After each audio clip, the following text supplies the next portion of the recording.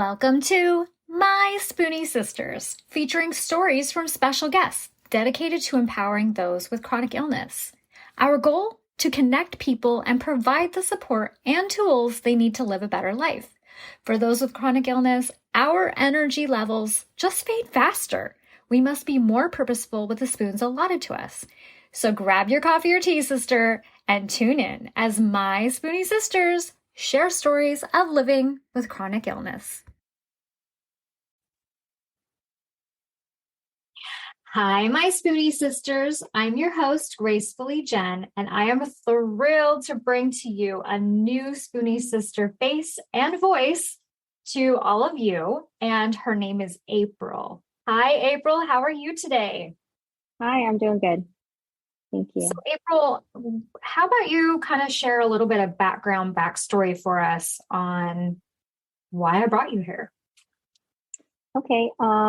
Well, I'll start off when I was a child. A lot of doctors will ask you your past, and when I was a kid, when I had to look back and think about it, I had a lot of digestion problems, stomach issues, upset stomach, and all kinds of constipation or constantly nauseated or something at times, and on a lot of antibiotics for ear infection or illness. And I was an 80s kid. So every time you went to the doctor, you were given the pink medicine.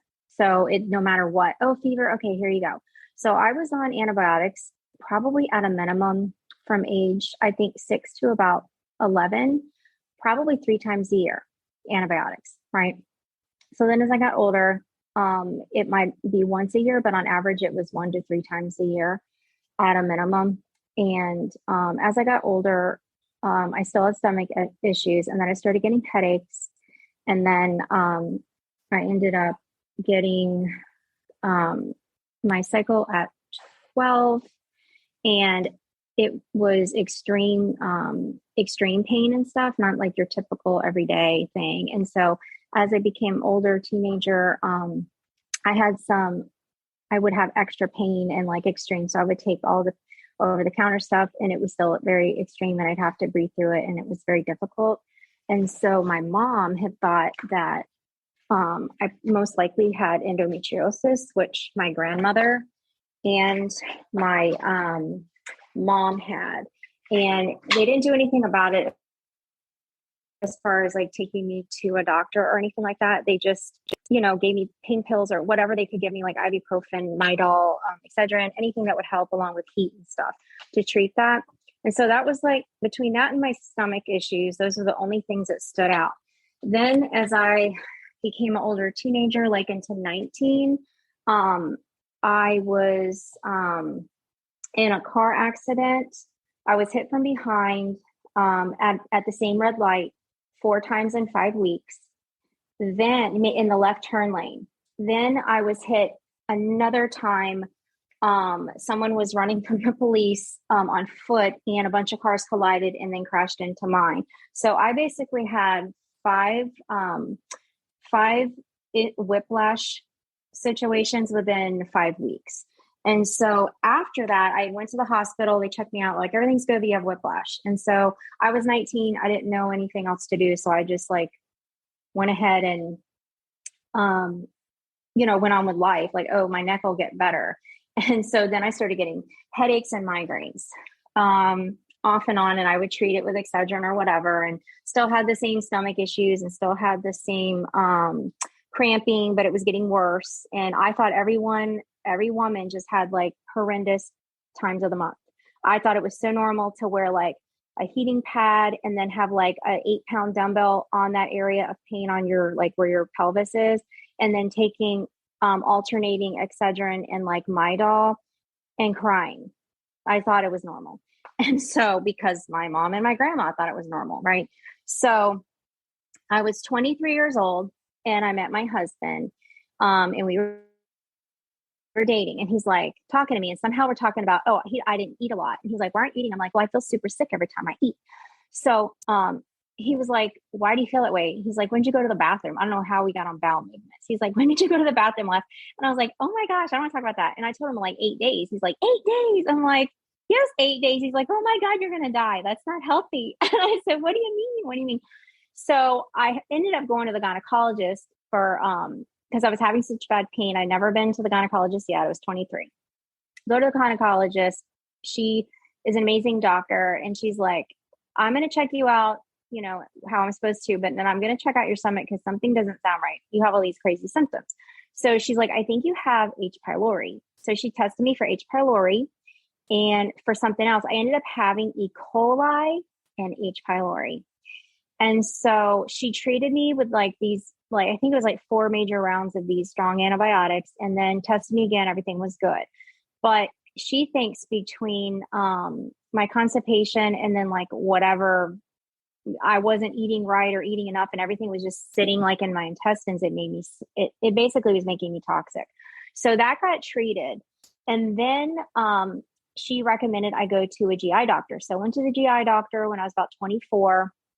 I was really sick. I was losing a ton of weight. And every time I ate, I just felt super sick. And so I went to the doctor and he checked me out, did a colonoscopy. I had colon polyps. I was only 24. I was very young to have those. And then he said, you have for sure have IBS. And then they tested me for lactose intolerance and they gave me like literally 2 sips and I was like throwing up and having like diarrhea. So I had it really bad. So it's funny. I'm remembering all this. I never think about this stuff. So anyway, I had all that.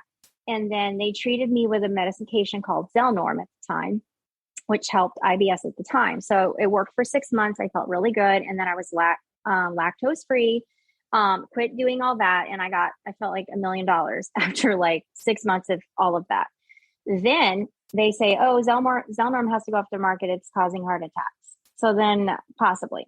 So I got off the medication and then suffered for like 3 or 4 months until I was researching on my own and found out that magnesium, if you can find out if you need more or you're low on it by taking 2 pills at night with water. And if you go to the bathroom in the morning and feel better, you need it. So, well, ding, ding, ding, I needed magnesium. And so I was regular at that point, 2 magnesium pills a night, water, good to go, no lactose, everything's dandy and great. I just have horrendous periods, terrible periods. So then I go and I'm getting married. I have my first baby at 31. Everything's good. Even the endometriosis got better. I was at my best weight and I felt really healthy, avoiding the lactose and so on. And even dairy, not dairy, but like wheat and stuff was like bothering me too. So I just quit eating it. And I was exercising. I was feeling good after I get past the, post baby stuff.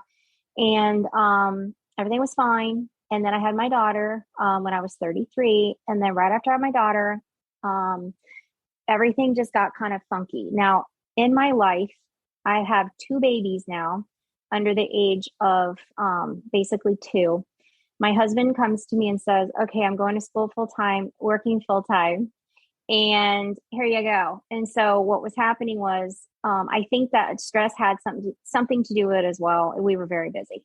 So every day that I did not work, I worked 3 or 4 days a week. And my mom would watch my kids and then I would work like 10 to 12 hours doing hair. And then I'd be home the rest of the time.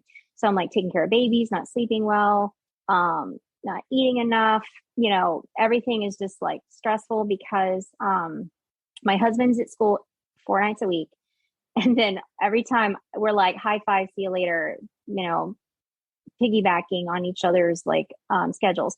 And then over the weekends, we were dedicating our Sundays to like praise and worship. And we were so busy. Like we had 4 hours a week total to like even like see each other, have a break, have family time. It was stressful for like a couple of years like that. So during that time, and I'm not blaming it on stress, but it did not help.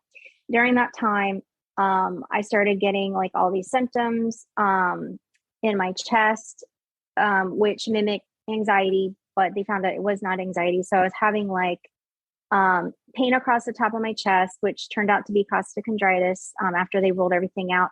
And I was having indigestion and then like really not even like heartburn, but like severe burning in my esophagus when I would, after I would eat, and it would burn deep down. So it felt like, if you can imagine your esophagus is like a metal pole and someone went up and like banged it with like a crowbar and it would radiate. So you feel like that radiating deep, deep in the chest wall.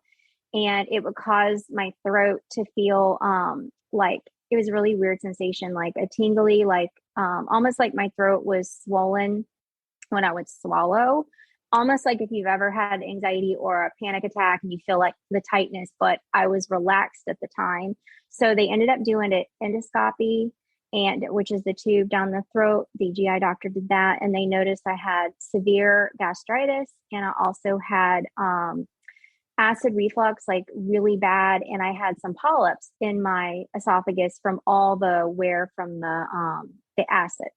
And so they put me on pantoprazole, I think that's how you say it, once a day. And after a couple of weeks of that, I started to feel a lot better. And then they noticed that I had no, they would do blood tests and all kinds of sampling. I did not have celiac or anything, but they said that I did have a mild intolerance. They don't call it an allergy, but an intolerance to wheat. So, or like gluten. And it's not enough to say, okay, you can't eat that, but enough that it was causing these symptoms. So they said, we want you to try to go without it for a few weeks and see how you feel. So as soon as I eliminated wheat and gluten, they called it esophageal spasms, calmed down along with the pantoprazole. So it was all right with all this. Then I was starting to get these weird sensations of neuropathy. So I'd be at work, I'm a hairdresser, I'd be standing there suddenly like I would feel like these little prickles on the left side of my face. And then it was like, even over my eyeball, it was a weirdest sensation, like it's going like in and out of sleep. Like if you're like, my foot's falling asleep, it was like half of my face felt like that feeling. And it would like last like 30 seconds and it would leave. I'm like, wow, that's so weird. I would just think, how weird is that?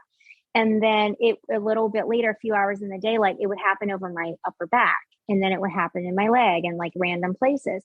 So after a while, which is like a few weeks, I was getting it more often, and it started happening on my tongue and in the back of my throat. And that feeling when you get pins and needles, numbing and tingling, it makes you want to swallow and you feel like you're choking, because the sensation is like taking away, it's like putting Novocaine in your tongue. Like you feel like you can't feel your tongue for like 30 seconds at a time. So then you're like swallowing, you're like, am I choking? What is this? So they send me to my primary care, and he's like asking me all these questions. And basically he says, I think it's just the referred issue from your esophagus, like just referred pain or whatever. But he's like, I'm going to send you to, I guess, like, I can't remember who he sent me to exactly, but they were doing testing for neuropathy. So it might have been a neurologist's office, but it was just specifically like sent me to get testing. Like they put like the little electro pads on you, and we're testing nerves and stuff like that. And so they said, everything is clear. You're good with that. And so they're like, we don't know what's wrong with you. Just, go on. Some people just, have anxiety or whatever. So then those symptoms come and go, and I start getting more migraines and some weird, more tingly symptoms, and some more like, no, I would call it nerve or neuropathy symptoms. And so I go to this neurologist, and he tests me. He does MRIs and everything, my brain and stuff, and checks out what he should, and says, all right, everything looks good. But I think you just have, basic migraines, and you probably have a little anxiety, like your mom, and my wife has like 4 or 5 kids, and like she has these symptoms. It's like the whole stereotypical thing. I was like, okay. And I was like, in my head, I'm like, every time someone said anxiety, I got offended. Now I know, like, all right, that's not something to be ashamed about or like defensive.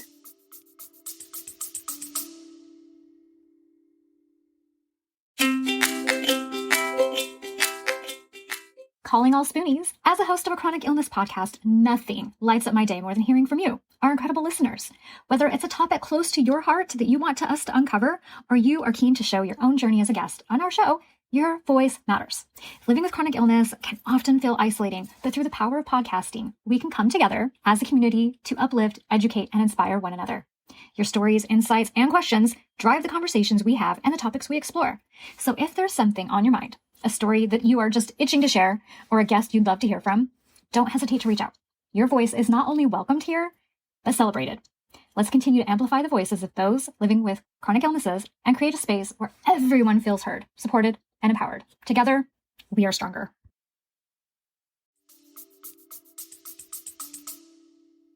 If if you have it or if you don't, like everybody has some form of anxiety. So maybe it could have contributed, but not enough. Like I have an anxiety condition and this is causing all my problems kind of a thing. So what I did is I took everything he said, and he did tell me, he's like, for your migraines, because they're not that often, I want you to do riboflavin or something, and then magnesium and some other things, which I was doing some already. He's like, let's try the natural route and see if that works. You might be low on these things, and you need to, work on your sleep and try to drink more water. So I did all of that. It helped a little, but not with everything. So these symptoms came and went. And my brother-in-law at the time was a chiropractor and a very intelligent doctor. So, like in other areas of the body. So he examined me and stuff, and he was like, this could be like from your endometriosis, it could be MS, it could be like so many things. So he did a workup on me too. Everything came back looking good. He's like, honestly, like, I don't know. It's some sort of, he's like, it's got to be something neurological or some sort of weird autoimmune he can't find. So he was like, just, if you keep having symptoms, go back to your primary. So these symptoms come and go for like another 2 years. So I ended up 2 years later. So my daughter is, after all this began, she's about 3 at this point. And now I'm having severe abdominal distension and swelling.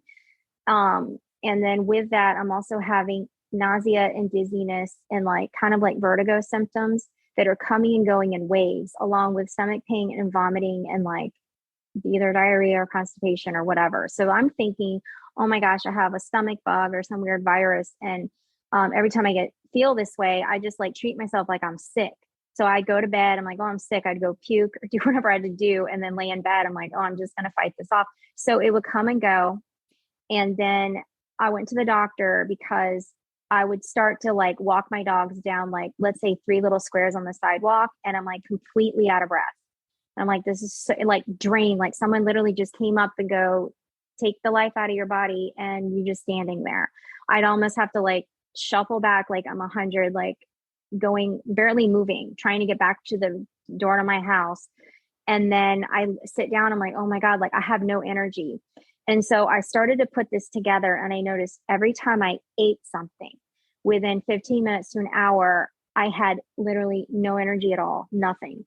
So much so, like if I kept pushing through, I was like falling into the walls or having to like walk along the wall to carry myself along to go sit down and not pass out. And I would just feel like this overall like cold sweat.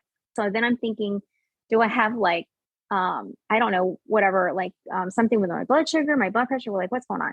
So I ended up going to the doctor, telling him all these things. And he was like, all right, let's get your gallbladder checked out.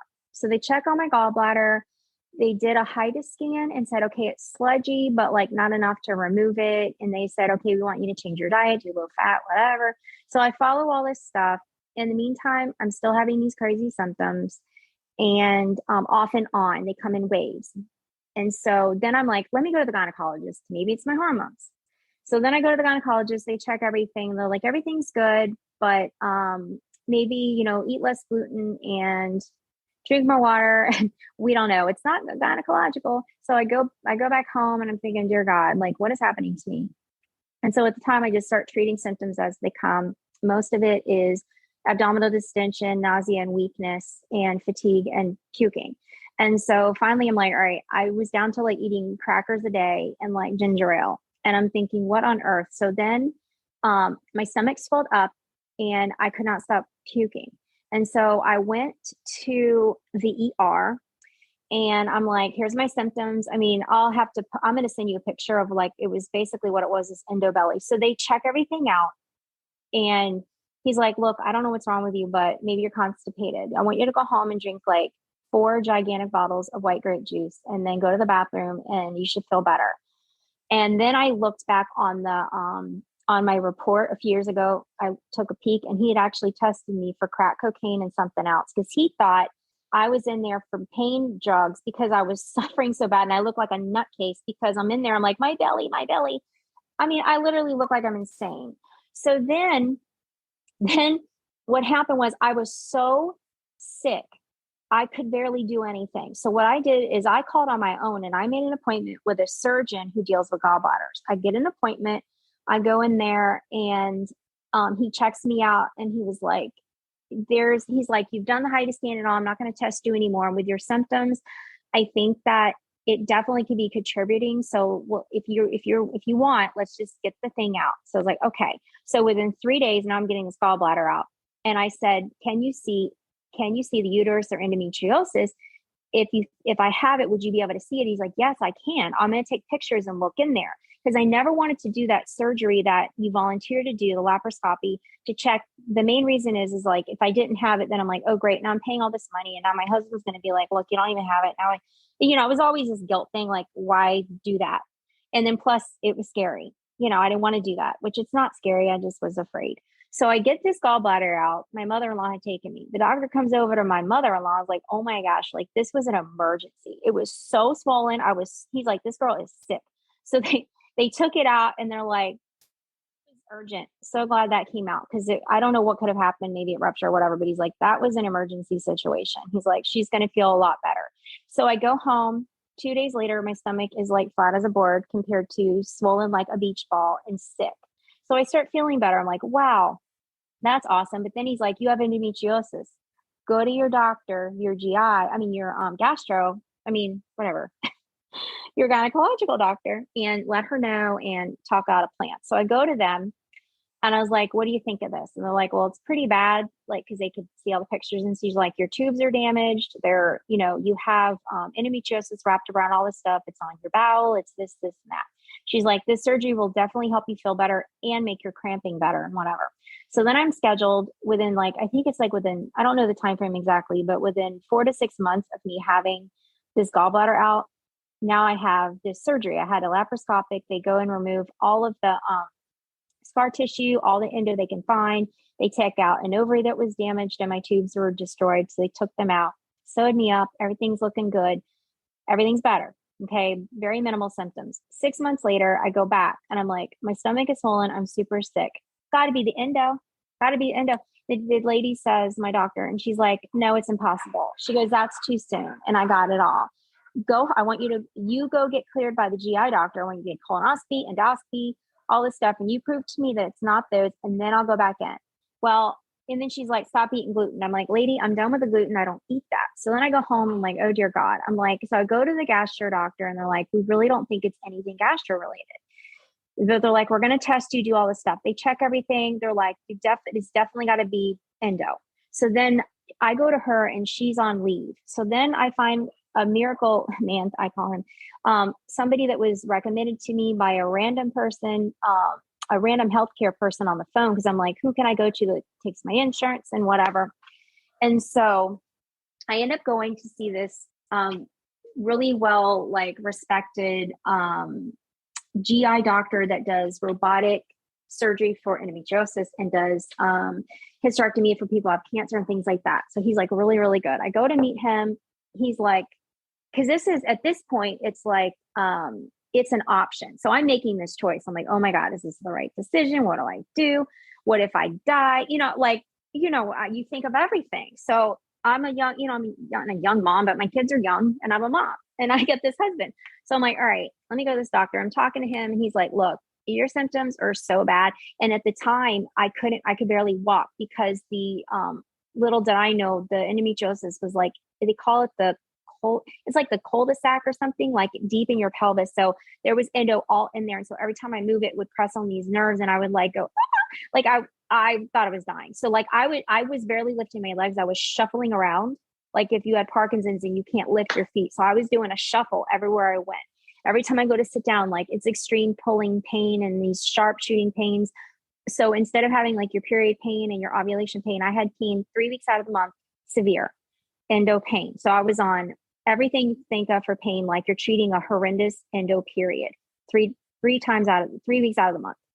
So he's like, look, let's just get this thing out. I'll keep an ovary if it's healthy, if you want to do that, because it'll feed some healthy hormones, whatever. I was like, okay. So I get this surgery. My stomach was super swollen, right? So I get this surgery done. All the pain I felt was completely gone. Even after I woke up, I'm like, oh my gosh, it was like every pain I felt, I cannot believe I was in extreme agony 24/7, 3 to 4 weeks a month for months living like this. And so he took it all out. He's like, look, it was bad. He's like, this is a really bad stage you're at. And he's like, I got everything. I'm pretty sure I got everything I could find. He's like, they took extra time and everything. He's like, your other ovary was fine. It was salvageable. So you got that ovary there. And he's like, he did like the full thing, the cervix, everything. And he's like, I really think that it's going to help you for a long time. He's like, it's not a guarantee, but the way that we did it, and in your case, like, I think it's going to last you till menopause, and then you should be good. Like, to not have to do another endo surgery. He's like, it was on your bowel again. It was everywhere. So I had that done. When I had that done, my stomach was like, I'm 9 months pregnant. The very next day, flat again. So my body it shows you that inflammation, and when things are wrong, I swell like you would not believe. All my inflammation markers look beautiful. Oh, your blood work, you look great. And I feel like I'm dying. I feel like I'm dying. So I had this done. And even though I've been through two births, and endometriosis surgery and a gallbladder. And endometriosis, period, is worse than all that. I would rather do all that over. It is, so anybody who has endo, if you're hearing this, oh my God, I could cry with you. It is the worst pain. It's like you have a little like wild beaver in your pelvis with claws and like hot poker sticks and like knives clawing at your insides every month. It is the worst freaking pain I've ever experienced in my life. So everything's great. I'm 2 months out of recovery. I joined Beachbody. I'm working out. I'm still lactose free and gluten free and doing great. And then suddenly I have all these crazy symptoms. I'm in bed. I'm waking up like screaming in pain. And my husband's like, oh my God, what's wrong? Like, I can't move. I'm sitting on the edge of the bed. It is like someone literally beat the crap out of me with a crowbar from head to toe, radiating pain to the bones. And I'm like, okay, like breathing through it. It is so bad. And I'm like, oh my God. And my heart's racing because I'm like, what the heck is happening to me? And it would last for like minutes. And then it would like subside. And it was so weird. I'm like, my husband's like, do we have to go to the hospital? I'm like, I don't know. And then suddenly it was like, I'm like, oh, that's so weird. It's gone. Okay. And I go back to sleep. And then I would be walking around the house like a few days later. And suddenly like I'm getting all that neuropathy again, like pins and needles, numb and tingling, can't feel like the left side of my body. And I'm having all these crazy symptoms of pain and like shooting pain and stabbing pain and numbing pain and tingling and pins and needles and crazy things and blurry vision and double vision and all these things at random, not all at the same time, but just enough. I'm like, they last for seconds to minutes and they would pass. I'm like, wow, that is so weird. That is so strange. And then it happens so much. I'm like, oh my God, like, did that just happen? Is this in my head? Like, is this even happening? Is this real? Because you're thinking like, am I imagining this? Why would that go away? That's so weird. So this happened off and on for like 3 months. And I didn't tell anyone, didn't go to the doctor, didn't do anything because I'm like, this is so weird. I'm like, this happened similar before, but not as extreme. So then I would like go for a walk and I'm walking my dogs. And suddenly I'm like 3 steps out. I'm like hyperventilating and exhaustion. I'm like, like I'm so drained. I'm like, oh God, I don't feel good. So I go home and I'm like, I have to walk back. I'm like, can barely make it in the house. I sit down. I'm like, I'm so tired. I'm so drained. Then I'm taking naps. I don't nap. I don't nap. I take my kids to school. I run a million miles an hour. I get them from school. I'm happy as can be. Life is great. I like thrive on like healthy stress, like go, go, go, go, go, go, go. I'm happy as can be. Suddenly I'm taking naps. I'm ordering my food online. I am like doing everything to avoid things. I'm spacing things out. I'm like, what is going on? Because every time I do anything, I'm completely sucked dry. So I'm thinking, oh, my hormones again. So then I go back to the gynecologist. Hormones look good, doing good here. Maybe go back to GI, go to the GI. Everything looks good there. Go over to my main doctor. He's looking at me like, man, I don't even know what to do with you at this point. So he's a really good doctor. He's known me forever. I started out with him when I was 20 years old. So he's trying his best. And he's checking everything I have. My toe hurts. Go examine that. My head hurts. Examine that. My left lip, I can't feel it. Go check for this. I mean, he is checking every department he can. This goes off and on for months. And finally, as things are happening, I'm going to like write a birthday card and my hand is like trembling. I'm like, I can't, you know, if you ever like laugh so hard, like you can't function. It's the weirdest thing. Like you can't ride to use your hand.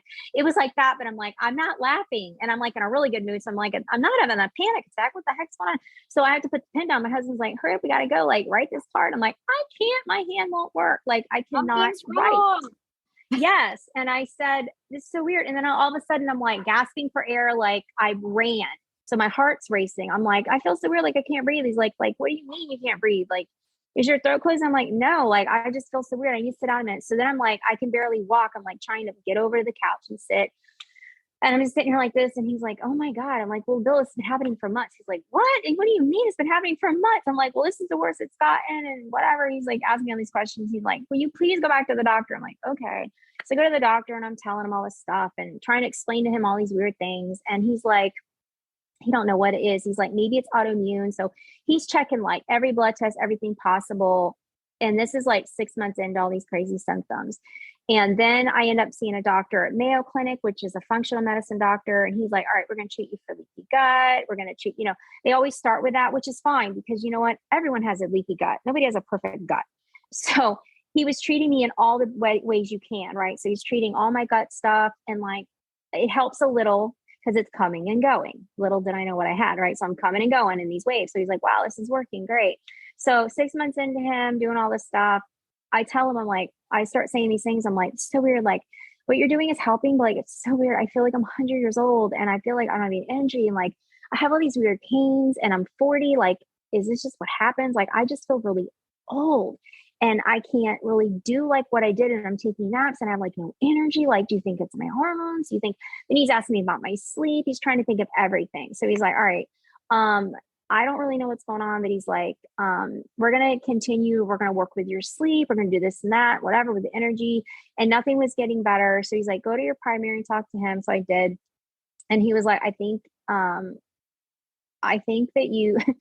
you, you have something, but we can't find it. So he's like, what I'm going to do is do some more workup. So we did some more blood work and whatever and everything. He's like, everything looks good. Like, I just don't know what to say to you. He's like, maybe get more rest and take vitamin D for pain and all these things he's telling me to do. So, what brought it all to a head is I was like, going to the store, like I'd be in the grocery store and suddenly I would have no energy and I'd have to leave the cart and wait there a minute. And I'm like, oh dear God, like I'd have to like trying to like compose myself and get some energy. And I'm walking out of the store as if I just had a stroke because I can barely move. I'm trying to get to my car. I'm having pins and needles, numbing and tingling, completely no energy. I'm sitting in the car trying to compose myself to get home safely. And I was just so fatigued. So I go home and I'm like sitting on the couch and I'm calling my husband, like, it's so weird. I'm like, Bill, I can't even like, I could barely talk. I was like, I was at the store and like, and then like I put the cart and then I couldn't, and I mean, it was crazy. So I could barely talk or think or do anything. It's exhausting to even speak. So then it was happening a lot.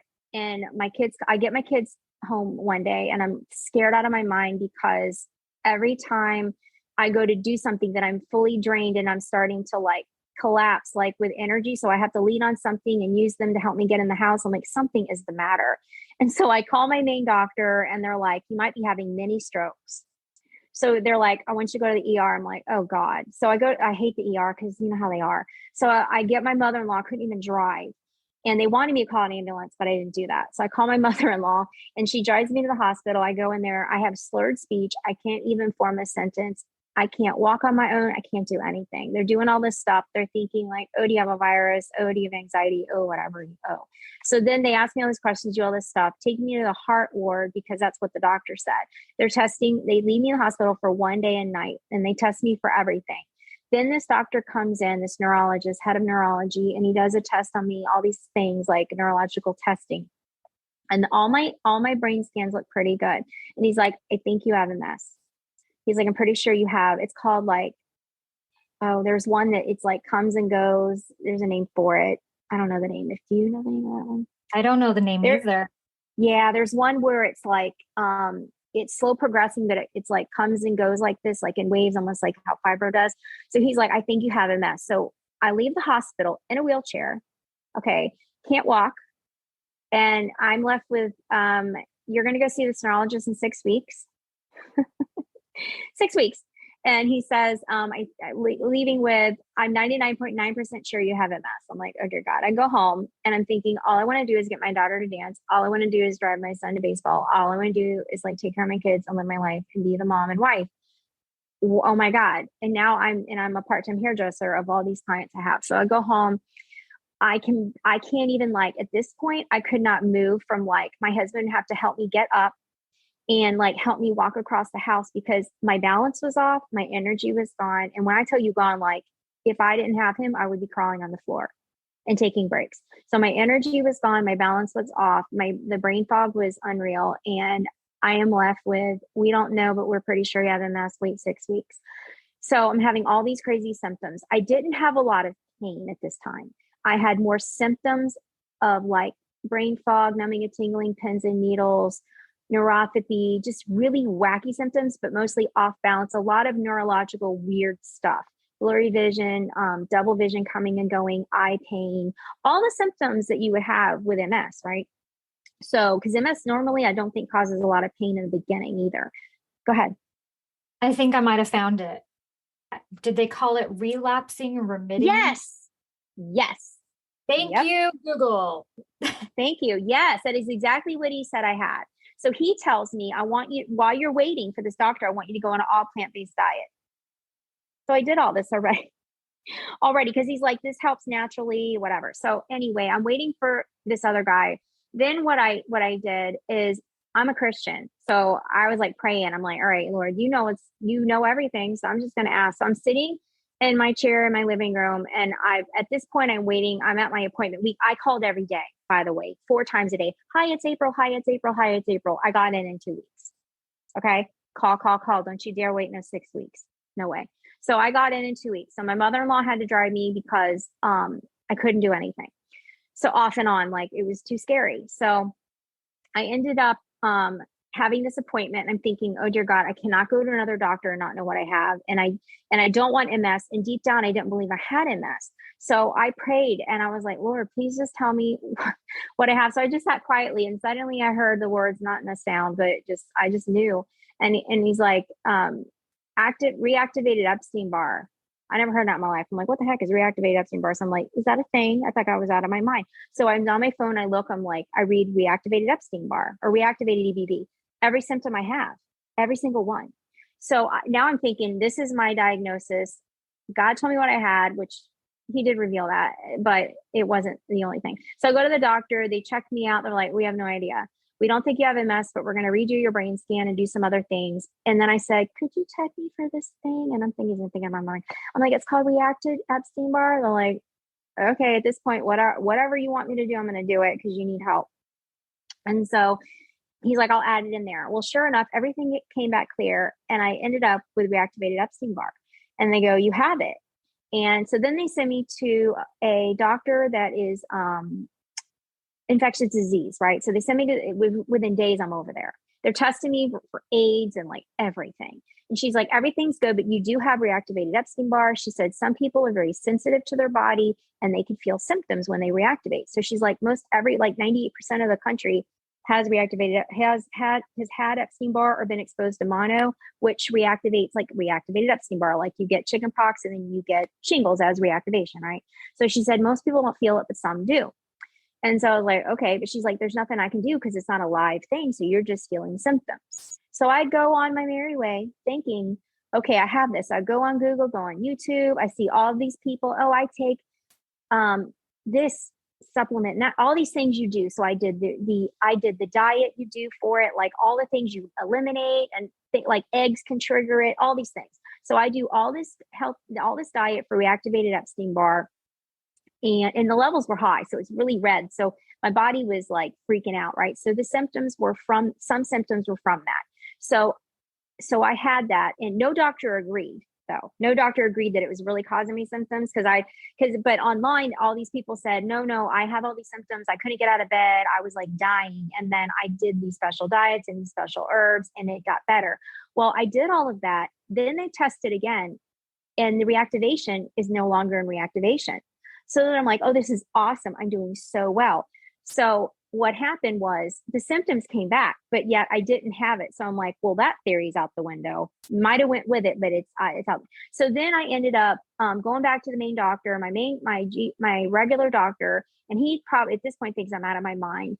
I think. And he's like, look, I don't know what to do with you. I'm pretty sure you have MS because I have another patient who had MS, had all your symptoms, and the brain scan didn't show anything until about 2 years after. So I treated that person for MS, and now they have it, and now they're treated. So he's like, I'm 99.9% sure you still have it, but I'm going to send you over to a neurologist. Go to the neurologist. He's like, I don't know what to do with you. You need to go to Mayo Clinic. You need a GIM appointment. Like, I don't know what it means. I still forget what it's called. But I go to this main lady. My functional medicine doctor got me into her. So I go to her. They review like literally my whole life story from birth to that day.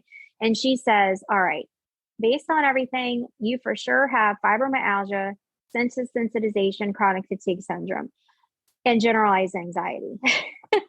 And I said, all right. I said, I'm not going to tell you I have generalized anxiety, but I have medical anxiety. That's for sure, because this has been a living nightmare. Anyone else would have lost their mind at this point. Well, so who I said, have anxiety from all of this? Yeah. But in her mind, it was the anxiety only. Yeah. So she's thinking, I want you to go to the doctor. I want you to get on Cymbalta and all your cares will be gone. So all your worries. So I go back to my my main doctor, which I still, he's my doctor and I love him, but he does not treat my fibro. The first thing he said to me is, all right, I knew they probably wouldn't find anything because there's nothing else to find. You probably either have an underlying autoimmune disease that just isn't found yet, or you just feel things more. I'm like, okay. But he's like, these are the top 3 medications that they say to take for fibro. So I already researched and I found low-dose naltrexone. So I was all gung-ho. I need it. That's what I need. And he said, no, I don't know enough about it. I want you to take Cymbalta. So meanwhile, I am like so weak and so desperate. I'm like, give me a darn Cymbalta. I'd start taking it. All I did was have insomnia and I'm in and out of flares for 5 months. Nothing's helping. I'm still sick as junk and getting worse. Go back to, then I decide I'm going to go to a rheumatologist. Thank the Lord, my neighbor across the street. Oh, I got a new rheumatologist and he specializes in fibro. Okay. So I go meet him. His mom and his sister have fibro. He knows all about it. And now he's a doctor and passionate about helping people with fibro. So he confirmed I had it because I keep saying like, well, this, help me find what I have, because this is like a crock of crap title. You're telling me I have fibro because I'm crazy, or you don't know what I have. So that's what you're telling me I have. So we got to find what I have. And he's like, listen, you have the F word, lady. It's fibro. That's what he said. He's like, it's fibro and it's real and it's hell and it's awful and you got it and I'm going to help you. And I'm like, okay. So then he doubled my Cymbalta and I got even worse. So then he's like, all right.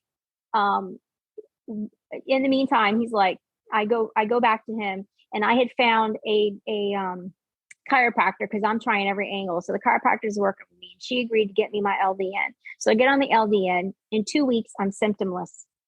It's like I was never sick at all, not a darn symptom. And I think I've lost my mind because I'm like, it's either the medicine or I'm crazy, and it was never there.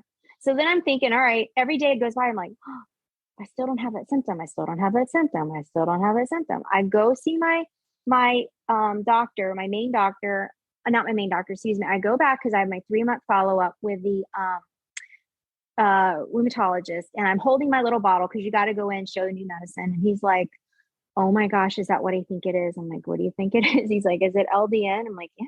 He's like, well, I just did this big study and whatever, and it's supposed to be so great. And he's like, how do you feel? I'm like, well, look at me. And I felt amazing. He's like, oh my God, like, this is crazy.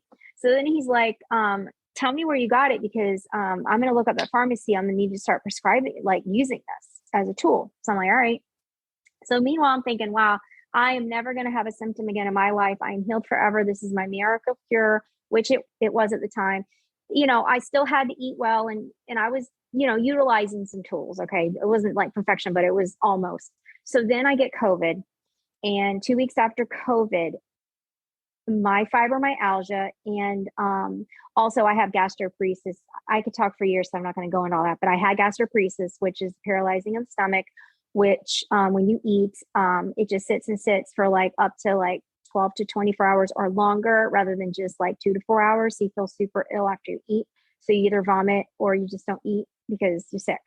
So it takes forever to process. So what happened was after COVID, I was super sick. So all my energy was gone. The chronic fatigue was extreme. And I mean extreme. Like I would go get out of bed, walk to the bathroom, and I'm like drained. I lay in the bed. I'm like, oh my God, I have to lay down for 30 minutes. And then I'm like, all right, I got to get the kids to school. I would try my very best, get them out the door, come home, sleep for 2 hours, get up, throw the laundry in, hyperventilate back to the couch to get energy, sleep for an hour. Like it was ridiculous. And so finally go to the doctor. What I did is I kept going back to the fibro doctor. I call him fibro doctor. He's my rheumatologist because he believes in fibro. He validates it. He's trying to help me. Doesn't think I'm a wackadoodle, and he's helping me. Right. So he's like, I think you have long COVID. He's like, in fact, I'm sure you have long COVID. So he's like, you're just going to have to like treat your symptoms as they come and like pace and do whatever you got to do and all that. So I'm a wreck. And then I'm like, all right, I need to go to another infectious disease doctor because I must have Lyme. I must have Lyme. So then I go to the infectious disease doctor. He does every test on earth, everyone, even like the naturopaths were like, no, you got to do this Lyme test. It's the only one that tells you, or this one, because the only one, So I do all of it. He's like, lady, I'm testing everything under the sun. I don't care what form of medical practices it is. We're going to test you for everything. And you will be assured that whatever you got, you got. So then he's like, did everything. Everything went great. He said, but your cortisol is a little off. He's like, it's right at the borderline. But he's like, I bet if I test it tomorrow, it's low. So he's like, you definitely have long COVID, but he's like, I think you have like your chronic fatigue syndrome triggered by that and all your other stuff. He's like, I have a colleague that literally had what you have like in the same way. And he's like, he had to actually take time off like a year from working. Okay. Cause he didn't know what to do, his colleague. Okay. And he's like, the only thing that helped him was this super, super, super low dose. And I mean like 5 milligrams a day of steroid. Right. So he's like, I'm going to try this on you because he did it. And he's like, it gave him, he was able to like function again. And after a while, he was able to taper off. And then the long COVID got better. And now he's okay. Right. He's like, it took about 6 months. So with me, he's like, let's try it. Within 3 days, I'm like, oh, I'm napping less. I'm hurting less. Oh, because see, with long COVID, what happens is you go to do stuff and then you hurt, right? You hurt more. With fibro, you hurt no matter what. And then you get fatigued more. So it was like a combination. So I basically had every condition I have times a million, right? So he does this, he gives it to me. I take it for 3 weeks and then I slowly taper off and then start, tapering off of that and trying to like pace myself and like basically like live like everyone else that, is having like a real low with their fibro or CFS where you're like sleeping half the day and then use all your energy just to like do life, like brush your teeth, pee, take care of your kids if you have kids, maybe put a crock pot in and sleep again. This was my life. And then I would try to work. I was working like 5 hours a week. When I could and in sleeping, I would go to work for like a few hours and have to like sleep for 3 days after taking my kids to school to recover. And that was the lifestyle I had. And then my stomach was so bad, I wasn't able to eat. So long story short, my gastro, and this is where it'll end in a minute. My gastro doctor did all these tests again, and none of them proved that I still had gastroparesis, but he was convinced. And he's like, I'm convinced you still have it. You used to have all the same symptoms. They're going to treat you as you do. I was getting worse and worse and worse. I was vomiting. I had vertigo and I had severe illness and severe fatigue every time I ate. So I had to quit eating. I did a pure liquid diet and I felt like really good. I was not sick. The nausea was constant, but I didn't puke and I could get in food because it went from 300 calories a day of eating and then vomiting that up and being super sick and bloated and ill to drinking my fluids and getting about 600 to 800 calories in and feeling somewhat better. So that helped me. So I did that along with probiotic and juicing my stuff, doing every healthy thing you can, and then just constantly researching for what I really had or what I could do.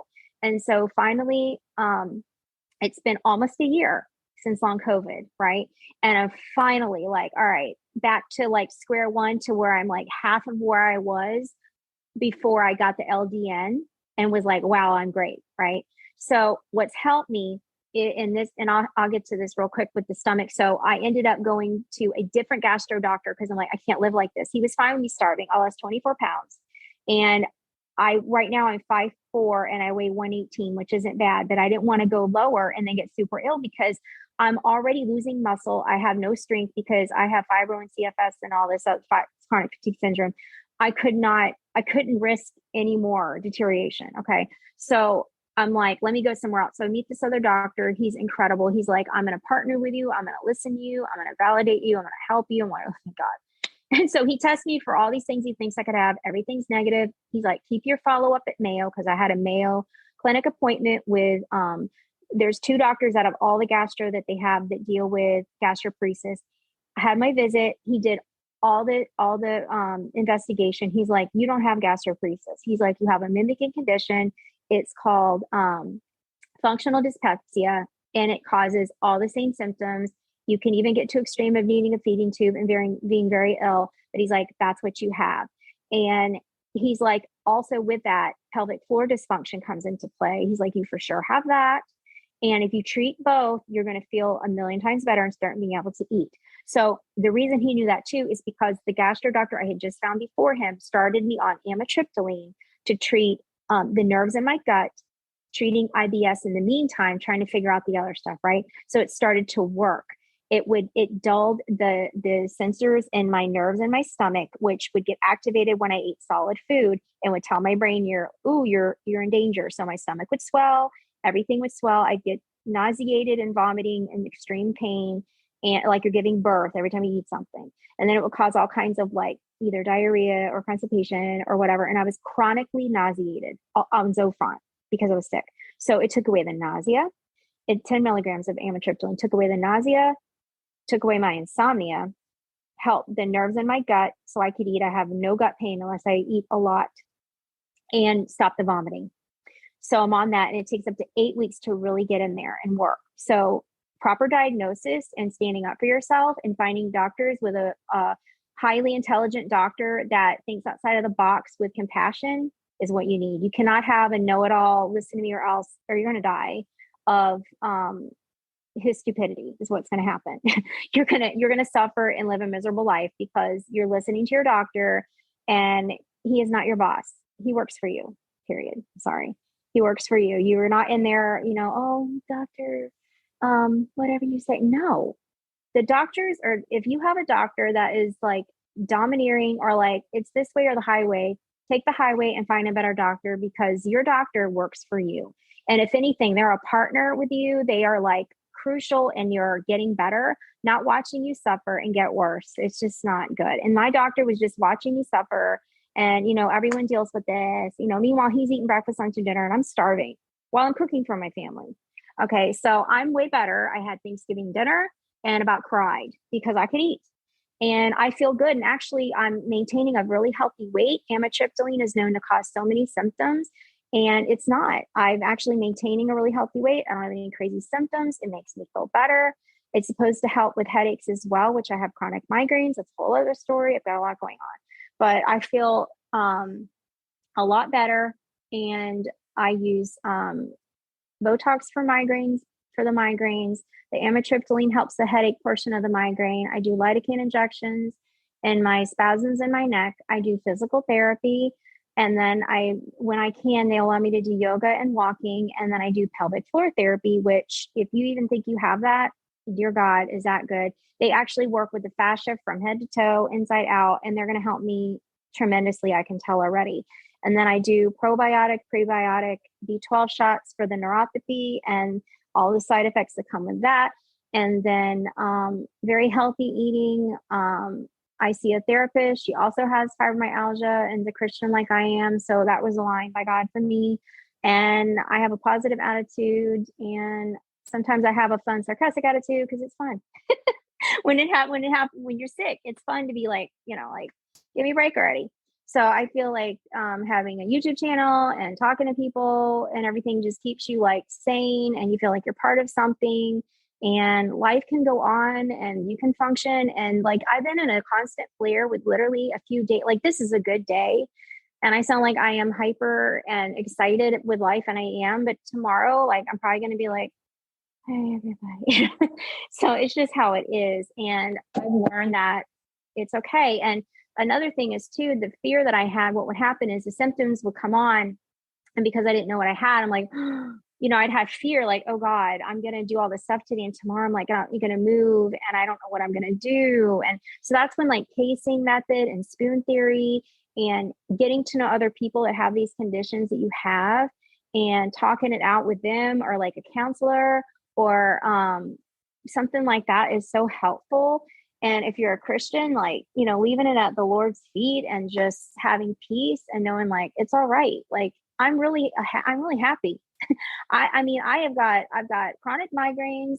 I still have probably some endo. I had like a couple surgeries. I've had um, endometriosis and fibromyalgia, central sensitization, chronic fatigue syndrome. I have other IBS, gastroparesis, a lot of stuff. I have more than that, I'm sure. And I'm happy and I have peace. And I mean, it's a lot, but it's given me personally, I'm not saying like you should get sick to have a purpose, but I decided, all right, I went to the Lord. I'm like, okay, I'm not better. What am I going to do with this? How can I feel better? How can I help other people?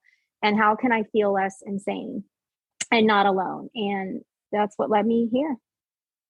So Wow. Thank you for sharing. You made my yeah, job so easy today. You yeah, answered all the questions without me even having to ask you. Like you're yeah. on fire today.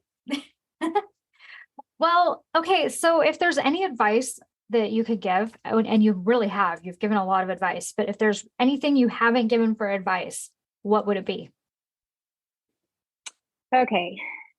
Take a deep breath, let it out, and give yourself a break. And do not let the guilt eat you up because if you're married and like, let's say you're not alone and you have a family to take care of or a spouse or a boyfriend or whatever, just right there alone. What helped me the most is that I wanted my husband to know what I had and totally get it, like get it. And if he didn't, I will never feel peace. And I learned, I'm like, I actually went to therapy and I brought him with me to one. And she looked at him and he said basically what he was frustrated about is he missed the old me. And all I wanted him to do was see the new me and like what's wrong with me. And he just was like, but I don't know the new you. And so all he wanted was the joy and just the for me to have like some sort of peace and normalcy, like that's even a word in our relationship. And all I wanted him to do was to see that. And once I realized that he'll never totally get it, but he'll love me anyway, it took that stress off. And what it did is it took the weight off of my shoulders of like, you got to get it. Like, I'm like, well, crap, you don't have to get it. I just have to get it. And other people can get me and I can get them. And I can have peace and like just be who I am. And then and she did say she wanted him to learn about it, which he did. He watched one of my videos and someone else's and went on a thing and looked at it. And then he started to realize, oh, wow. Because sometimes, you come home and it's like, you're totally different on the inside. But unless they see you in pain, they don't really understand and they never will, but at least they can like know more. So if the main thing I would say is to not try to make your partner or whoever you need to believe it, know everything, but just say, hey, would you care enough about me to just at least kind of know what I'm going through by just looking or reading or whatever of another person's story in life. And then it really opened his eyes. He's like, oh, wow. Like, I didn't know. Like you look the same, but you just look like you're like pissed or like and upset or hurt or angry or whatever. But you're in pain. And oh my gosh, like, and then once he learned, I'll tell him what I'm doing. I'm like, I'm using pacing, I'm using this. And then he knows like, okay, because I would be like, oh, there's going to be laundry on the table or, oh, the dishes are going to be in the sink. Like I used to be like, oh my gosh, but he's like, I don't care. And then I would think like it would devalue me to not do the housework. And the therapist was like, he loves you for who you are, not the chores. She's like, you can't, it taught me not to validate myself in what I'm doing in life, validate myself in who I am and being the way I am in the illnesses that I have. It's actually taught me to like who I am. Like I'm compassionate. I care about others. I'm more thoughtful. I'm nicer. I'm friendlier, I care more. And then that actually has made me, I think, more appealing to my husband in the sense that, wow, like she's got this. I don't have to worry, like, 'cause he used to be like, oh God, don't break yourself.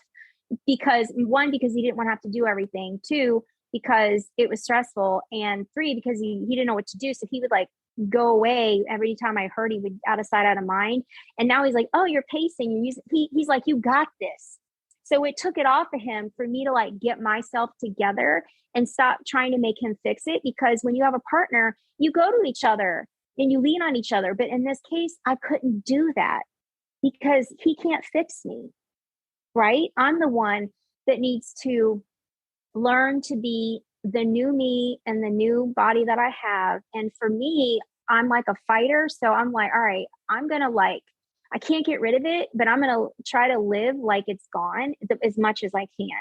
So learning all these tools and finally just mourning the old me and accepting the new one, I'm really happy. And one day, maybe I will be totally better or healed or have a long remission. And that would be awesome. But yeah, that's a long advice, but that's the advice I have.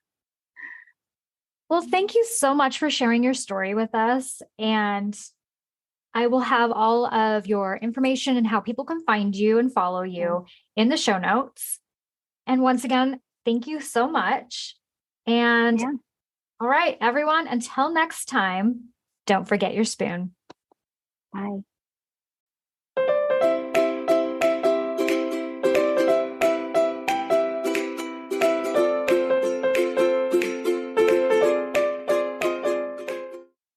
The information, opinions, and recommendations presented in this podcast are for general information only. Consult your own physician for any medical issues that you may be having. The information should not be taken as a replacement for medical, clinical, professional advice, diagnoses, or medical intervention. My Spoonie sisters and guests will not be held liable for any of the consequences of such action or inaction. Trigger warning. Some episodes may cover sensitive topics including, but not limited to, suicide, abuse, mental illness, and chronic disease. You are advised to refrain from listening if you are likely to be offended or adversely impacted by any of these topics. None of the guests or hosts will be responsible for your use of the information contained therein. Life is not merely to be alive, but to be well. Living a life with a chronic illness is best described with one word: unpredictable. Be Well's products are designed to make the unpredictable easier to deal with. Back when I was getting my infusions, I would have loved to have their adult zip hoodie. They even have one in pink.